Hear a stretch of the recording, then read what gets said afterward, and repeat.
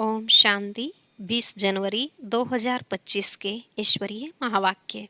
पहले सुनते हैं मुरली के मुख्य पॉइंट्स। बाबा ने कहा, तुम ब्राह्मण बच्चे अभी परम पिता परमात्मा की श्रीमत पर चल भारत को फिर से श्रेष्ठ से श्रेष्ठ बना रहे हो, परंतु उससे पहले खुद ऐसा बनना पड़े। अपने को चेक करना चाहिए, हम कहाँ तक श्रेष्ठ बने हैं। कोई भ्रष्टाचार का काम कर किसको दुख तो नहीं देते हैं। जैसे बाप दुख हरता सुख करता है, ऐसे बच्चों को भी मनसा वाचा कर्मणा सबको सुख देना है। फिर बाबा ने कहा, तुम बच्चों को तो सदैव यह खुशी रहनी चाहिए कि हमको सुप्रीम बाप ने अपना बच्चा बनाया है और वही हमको टीचर बन पढ़ा रहे हैं। परंतु जिनमें ज्ञान और योग नहीं है, सर्विस में भी तत्पर नहीं रहते, तो उनको अंदर इतनी खुशी नहीं रह सकती। तुम याद में रहे, जब किसको ज्ञान का तीर लगाएंगे तो अच्छा असर होगा। याद की यात्रा से ही शक्ति मिलती है। लास्ट में बाबा ने कहा, यह है कांटों का जंगल, जिसमें सब एक दो को गाली देते कांटा लगाते रहते हैं। तुम्हें बहुत बहुत मीठा बनना है, सबको प्रेम से चलाना है, सर्वगुण संपन्न 16 कला संपूर्ण बनने का पुरुषार्थ करना चाहिए। यही तुम्हारा लक्ष्य है। मेहनत बिगर राजधानी थोड़ी ही स्थापन होगी। अब सुनते हैं महावाक्यों को विस्तार से।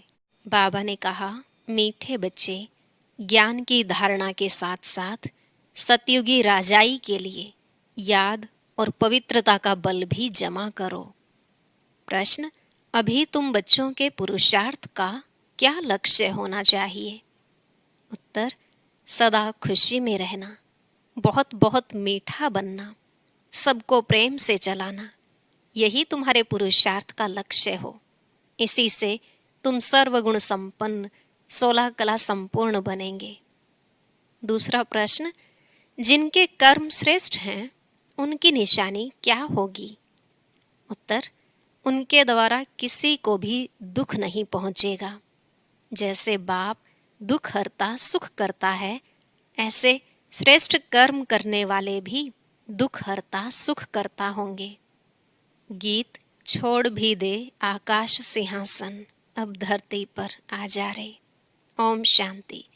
मीठे मीठे रूहानी बच्चों ने गीत सुना।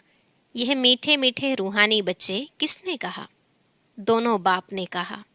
निराकार ने भी कहा तो साकार ने भी कहा। इसलिए इनको कहा जाता है बाप व दादा। दादा है साकारी। अभी यह गीत तो भक्ति मार्ग के हैं। बच्चे जानते हैं बाप आया हुआ है और बाप ने सारे सृष्टि चक्र का ज्ञान बुद्धि में बिठाया। तुम बच्चों की भी बुद्धि में है कि हमने 84 जन्म पूरे किए, अब नाटक पूरा होता है। अब हमको पावन बनना है योग व याद से। याद और नॉलेज, यह तो हर बात में चलता है। बैरिस्टर को जरूर याद करेंगे और उनसे नॉलेज लेंगे। इसको भी योग और नॉलेज का बल कहा जाता है। यहाँ तो यह है नई बात। उस योग और ज्ञान से बल मिलता है हद का।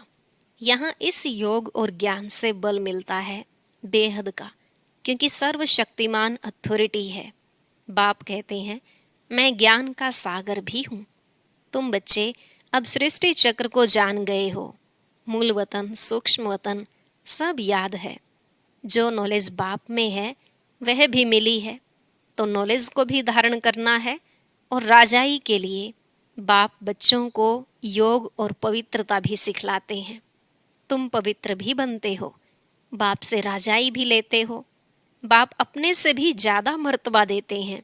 तुम 84 जन्म लेते लेते मर्तबा गवा देते हो। यह नॉलेज तुम बच्चों को अभी मिलती है। ऊंचते ऊंच बनने की नॉलेज ऊंचते ऊंच बाप द्वारा मिलती है।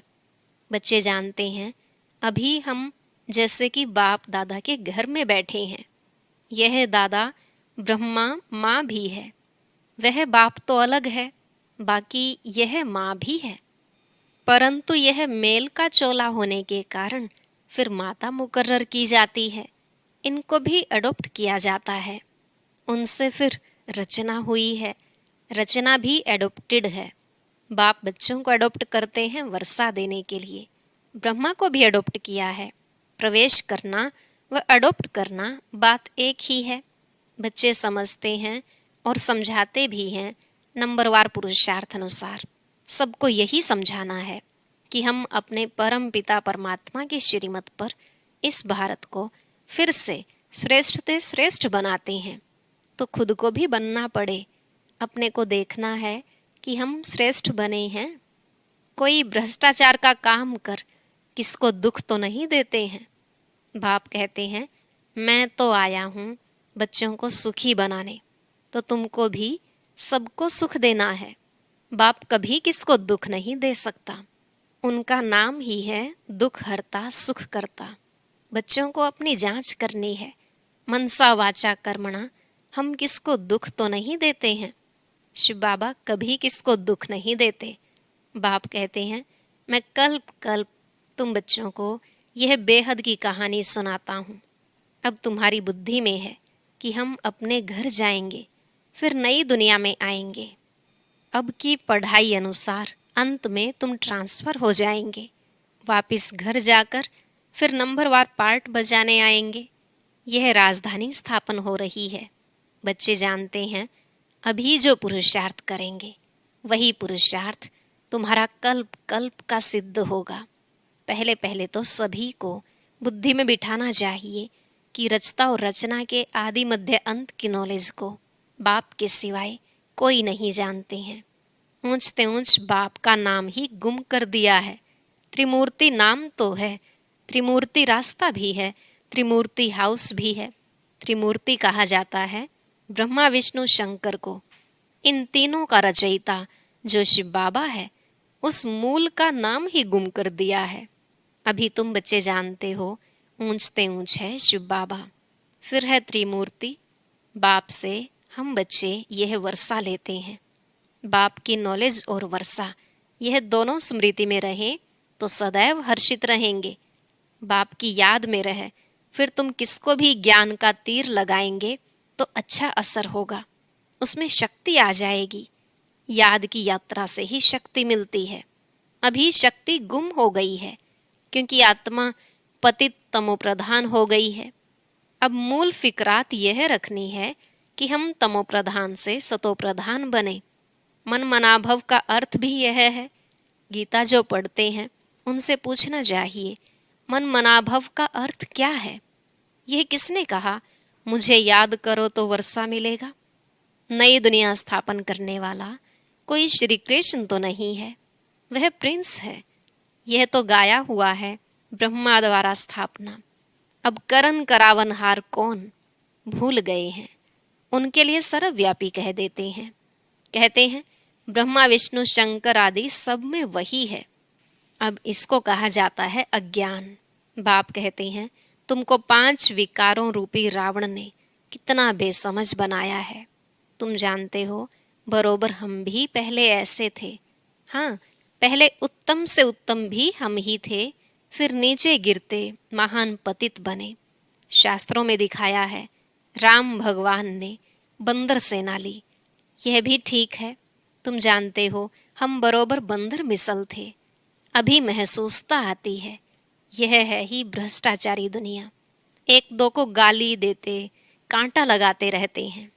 यह है कांटों का जंगल, वह है फूलों का बगीचा। जंगल बहुत बड़ा होता है, गार्डन बहुत छोटा होता है। गार्डन बड़ा नहीं होता है। बच्चे समझते हैं बरोबर इस समय यह बड़ा भारी कांटों का जंगल है। सतयुग में फूलों का बगीचा कितना छोटा होगा। यह बातें तुम बच्चों में भी नंबरवार पुरुषार्थ अनुसार समझते हैं। जिनमें ज्ञान और योग नहीं है, सर्विस में तत्पर नहीं है, तो फिर अंदर में इतनी खुशी भी नहीं रहती। दान करने से मनुष्य को खुशी होती है। समझते हैं इसने आगे जन्म में दान पुण्य किया है, तब अच्छा जन्म मिला है।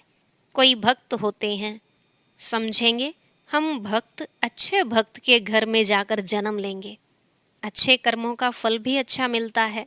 बाप बैठ कर्म अकर्म विकर्म की गति बच्चों को समझाते हैं। दुनिया इन बातों को नहीं जानती। तुम जानते हो, अभी रावण राज्य होने के कारण मनुष्यों के कर्म सब विकर्म बन जाते हैं। पतित तो बनना ही है। 5 विकारों की सब में प्रवेशता है। भल दान पुण्य आदि करते हैं, अल्पकाल के लिए उसका फल मिल जाता है, फिर भी पाप तो करते ही हैं। रावण राज्य में जो भी लेन देन होती है वह है ही पाप की। देवताओं के आगे कितना स्वच्छता से भोग लगाते हैं, स्वच्छ बनकर आते हैं, परंतु जानते कुछ भी नहीं। बेहद के बाप की भी कितनी ग्लानि कर दी है। वह समझते हैं कि यह हम महिमा करते हैं कि ईश्वर सर्वव्यापी है, सर्वशक्तिमान है, परंतु बाप कहते हैं यह इन्हों की उल्टी मत है। तुम पहले पहले बाप की महिमा सुनाते हो कि ऊंच ते ऊंच भगवान एक है, हम उनको ही याद करते हैं। राजयोग की एम ऑब्जेक्ट भी सामने खड़ी है, यह राजयोग बाप ही सिखलाते हैं। श्री कृष्ण को बाप नहीं कहेंगे, वह तो बच्चा है। शिव को बाबा कहेंगे, उनको अपनी देह नहीं, यह मैं लोन पर लेता हूँ, इसलिए इनको बाप दादा कहते हैं। वह है ऊंच ते ऊंच निराकार बाप। रचना को रचना से वर्षा मिल न सके। लौकिक संबंध में बच्चे को बाप से वर्षा मिलता है, बच्ची को तो मिल न सके। अब बाप ने समझाया है, तुम आत्माएं हमारे बच्चे हो, प्रजापिता ब्रह्मा के बच्चे बच्चियां हो। ब्रह्मा से वर्षा नहीं मिलता है, बाप का बनने से ही वर्षा मिल सकता है। यह बाप तुम बच्चों को सम्मुख बैठ समझाते हैं। इनके कोई शास्त्र तो बन नहीं सकते। भल तुम लिखते हो, लिटरेचर छपाते हो, फिर भी टीचर के सिवाय तो कोई समझा न सके। बिना टीचर किताब से कोई समझ न सके। अब तुम हो रूहानी टीचर्स। बाप है बीज रूप, उनके पास सारे झाड़ के आदि मध्य अंत की नॉलेज है। टीचर के रूप में बैठ तुमको समझाते हैं। तुम बच्चों को तो सदैव खुशी रहनी चाहिए कि हमको सुप्रीम बाप ने अपना बच्चा बनाया है। वही हमको टीचर बनकर पढ़ाते हैं। सच्चा सतगुरु भी है, साथ में ले जाते हैं। सर्व का सदगति दाता एक है। ऊंच ते ऊंच बाप ही है जो भारत को हर 5000 वर्ष बाद वर्षा देते हैं। उनकी शिव जयंती मनाते हैं। वास्तव में शिव के साथ त्रिमूर्ति भी होना चाहिए। तुम त्रिमूर्ति शिव जयंती मनाते हो। सिर्फ शिव जयंती मनाने से कोई बात सिद्ध नहीं होती। बाप आते हैं और ब्रह्मा का जन्म होता है, बच्चे बने, ब्राह्मण बने और एम ऑब्जेक्ट सामने खड़ी है। बाप खुद आकर स्थापना करते हैं। एम ऑब्जेक्ट भी बिल्कुल क्लियर है। सिर्फ श्री कृष्ण का नाम डालने से सारी गीता का महत्व चला गया है। यह भी ड्रामा में नोंद है। यह भूल फिर भी होने वाली ही है। खेल ही सारा ज्ञान और भक्ति का है। बाप कहते हैं, लाडले बच्चे, सुख धाम शांति धाम को याद करो। अल्फ और बे कितना सहज है। तुम किसी से भी पूछो, मन मना भव का अर्थ क्या है? देखो क्या कहते हैं। बोलो, भगवान किसको कहा जाए? ऊंच ते ऊंच भगवान है ना, उनको सर्वव्यापी थोड़े ही कहेंगे, वह तो सबका बाप है। अभी त्रिमूर्ति शिव जयंती आती है, तुमको त्रिमूर्ति शिव का चित्र निकालना चाहिए। ऊंच ते ऊंच है शिव, फिर सूक्ष्म वतनवासी ब्रह्मा विष्णु शंकर। ऊंच ते ऊंच है शिव बाबा, वह भारत को स्वर्ग बनाते हैं। उनकी जयंती तुम क्यों नहीं मनाते हो? जरूर भारत को वर्षा दिया था, उनका राज्य था। इसमें तो तुमको आर्य समाजी भी मदद देंगे, क्योंकि वह भी शिव को मानते हैं। तुम अपना झंडा चढ़ाओ, एक तरफ त्रिमूर्ति गोला, दूसरे तरफ झाड़। तुम्हारा झंडा वास्तव में यह होना चाहिए। बन तो सकता है ना? झंडा चढ़ा दो जो सब देखें। सारी समझानी इसमें है। कल्प वृक्ष और ड्रामा, इनमें तो बिल्कुल क्लियर है। सबको मालूम पड़ जाएगा कि हमारा धर्म फिर कब होगा। आप ही अपना अपना हिसाब निकालेंगे। सबको इस चक्र और झाड़ पर समझाना है। क्राइस्ट कब आया? इतना समय वह आत्माएं कहाँ रहती हैं? जरूर कहेंगे निराकारी दुनिया में। हम आत्माएं रूप बदलकर यहाँ आकर साकार बनते हैं। बाप को भी कहते हैं ना, आप भी रूप बदल साकार में आओ। आएंगे तो यहाँ ना, सूक्ष्म वतन में तो नहीं आएंगे। जैसे हम रूप बदलकर पार्ट बजाते हैं, आप भी आओ, फिर से आकर राजयोग सिखलाओ। राजयोग है ही भारत को स्वर्ग बनाने का। यह तो बड़ी सहज बातें हैं। बच्चों को शौक चाहिए, धारणा कर औरों को करानी चाहिए। उसके लिए लिखा पढ़ी करनी चाहिए। बाप भारत को आकर हेवन बनाते हैं। कहते भी हैं बरोबर क्राइस्ट से 3000 वर्ष पहले भारत पैराडाइज था। इसलिए त्रिमूर्ति शिव का चित्र सबको भेज देना चाहिए। त्रिमूर्ति शिव की स्टैंप बनानी चाहिए। इन स्टैंप बनाने वालों की भी डिपार्टमेंट होगी। दिल्ली में तो बहुत पढ़े लिखे हैं, यह काम कर सकते हैं। तुम्हारी कैपिटल भी दिल्ली होनी है। पहले दिल्ली को परिस्तान कहते थे, अब तो कब्रिस्तान है। तो यह सब बातें बच्चों की बुद्धि में आनी चाहिए। अभी तुम्हें सदा खुशी में रहना है, बहुत बहुत मीठा बनना है, सबको प्रेम से चलाना है, सर्वगुण संपन्न 16 कला संपूर्ण बनने का पुरुषार्थ करना है। तुम्हारे पुरुषार्थ का यही लक्ष्य है, परंतु अभी तक कोई बना नहीं है। अभी तुम्हारी चढ़ती कला होती जाती है। धीरे धीरे चढ़ते हो ना, तो बाबा हर प्रकार से शिव जयंती पर सेवा करने का इशारा देते रहते हैं, जिससे मनुष्य समझेंगे कि बरोबर इन्हों की नॉलेज तो बड़ी है। मनुष्यों को समझाने में कितनी मेहनत लगती है। मेहनत बिगर राजधानी थोड़ी ही स्थापन होगी। चढ़ते हैं, गिरते हैं, फिर चढ़ते हैं। बच्चों को भी कोई न कोई तूफान आता है। मूल बात है ही याद की। याद से ही सतो प्रधान बनना है। नॉलेज तो सहज है, बच्चों को बहुत मीठे ते मीठा बनना है। एम ऑब्जेक्ट तो सामने खड़ी है। यह लक्ष्मी नारायण कितने मीठे हैं, इन्हों को देख कितनी खुशी होती है। हम स्टूडेंट की यह एम ऑब्जेक्ट है, पढ़ाने वाला है भगवान। अच्छा, मीठे मीठे सिकिलधे रूहानी बच्चों प्रति माता पिता बाप दादा का याद प्यार और गुड मॉर्निंग। रूहानी बाप की रूहानी बच्चों को नमस्ते। रूहानी बच्चों की रूहानी बाप दादा को नमस्ते नमस्ते, गुड मॉर्निंग, शुक्रिया बाबा, शुक्रिया। धारणा के लिए मुख्य सार। पहला पॉइंट, बाप द्वारा मिली हुई नॉलेज और वर्षे को स्मृति में रख सदैव हर्षित रहना है। ज्ञान और योग है तो सर्विस में तत्पर रहना है। दूसरा, सुख धाम और शांति धाम को याद करना है। इन देवताओं जैसा मीठा बनना है, अपार खुशी में रहना है। रूहानी टीचर बन ज्ञान का दान करना है। आज का वरदान, देह संबंध और वैभवों के बंधन से स्वतंत्र बाप समान कर्मातीत भव। देह संबंध और वैभवों के बंधन से स्वतंत्र बाप समान कर्मातीत भव। बाबा ने कहा, जो निमित्त मात्र डायरेक्शन प्रमाण प्रवृत्ति को संभालते हुए आत्मिक स्वरूप में रहते हैं, मोह के कारण नहीं। उन्हें यदि अभी अभी ऑर्डर करो कि चले आओ तो चले आएंगे। बिगुल बजे और सोचने में ही समय न चला जाए, तब कहेंगे नष्टो मोहा। इसलिए सदैव अपने को चेक करना है कि देह का, संबंध का, वैभवों का बंधन अपनी ओर खींचता तो नहीं है। जहाँ बंधन होगा वहाँ आकर्षण होगी। लेकिन जो स्वतंत्र हैं वे बाप समान कर्मातीत स्थिति के समीप हैं।